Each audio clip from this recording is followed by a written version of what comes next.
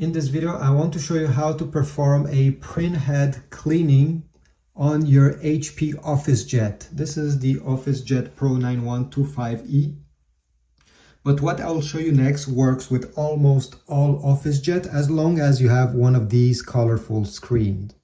So the first step, if you want to do a printhead cleaning, is to make sure that you have some paper inserted, at least 2 sheets of paper. Then we're going to go on the screen, press menu, go down and select tools. Then select troubleshooting.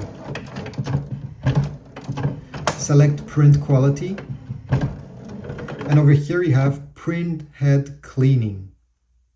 Tap this and you have multiple levels, 1, 2, and 3. Maybe yours even have 4 or 5. So how do you choose your level? Well, it really depends how bad is the situation.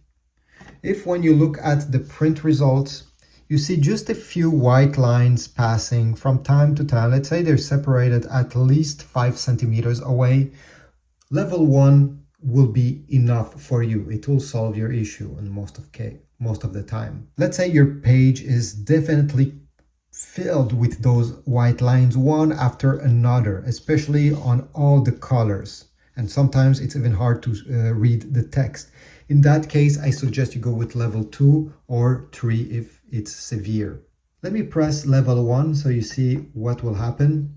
So once you press, it will tell you how many minutes it will take to do the printhead cleaning. If you choose the other levels, it will take more time. Over here, level 1 is just 1 minute. And again, make sure you have some paper inserted in the printer and press start. The cleaning process will begin and you just have to wait. Don't touch anything. Let's come back when this is done. All right, it's done and you see a page got printed. Now take a look at the results. And if you do not see any white line passing through these colors, you're good to go. Over here, the test is perfect. This is how it should look. And over here as well, you see if the lines are not straight and connected, perform a printhead alignment. Okay, so if you see the line going like this and then there's a space and then it continues right beside it, you need to perform a printhead alignment, which means that you need to go back and click on printhead alignment. But overall, this is it. I hope the video was helpful. If so, please leave a like, subscribe, and I'll see you in the next video.